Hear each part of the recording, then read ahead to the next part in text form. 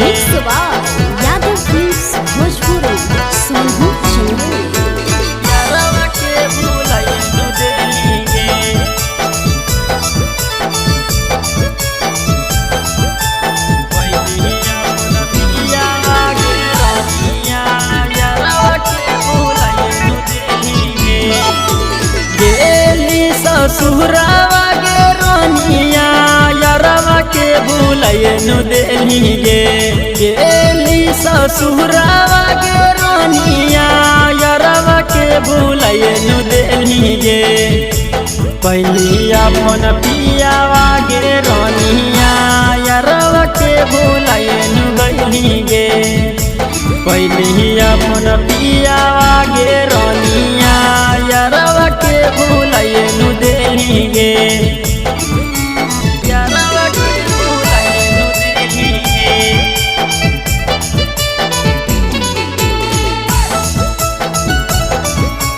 यारवा के भुलाए नु देली गे पहिलिया मन पियावा गे रनिया यारवा के भुलाए नु देली गे यारवा के भुलाए नु देली गे तोरे चलती होलियो छौड़ी गाँव में बदनाम गे जन्मों से तोरा मन लियो हमें अपन जान गे हमें अपन जान गे तोरे चलती होलियो छोड़ी गाँव में बदनाम गे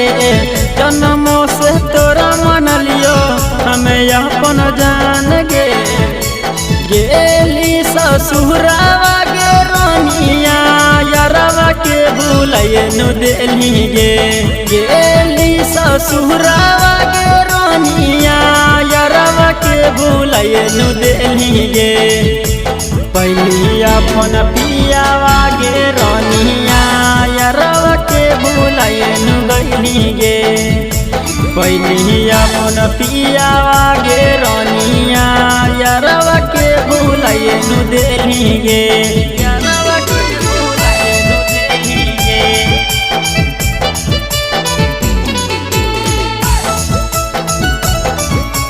यारवा के भुलाए नु देली गे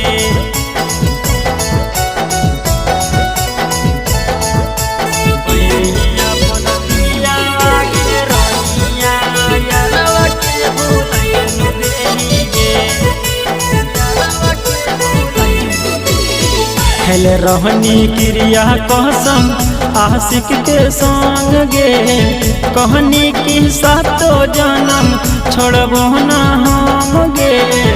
छोड़बो ना हम गे खेल रहनी क्रिया कसम आशिक के संग गे कहनी की सातो जन्म छोड़बो ना हम गे हमर दिहल सिकड़ी गे रनिया पियावा तोर अभियो पहचान हो हमर दिहल सिकड़ी गे रनिया पियावा तोर अभियो पहचान हो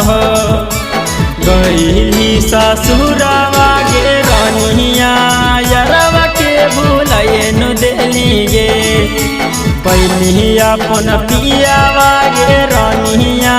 यारवा के भुलाए नु देली गे।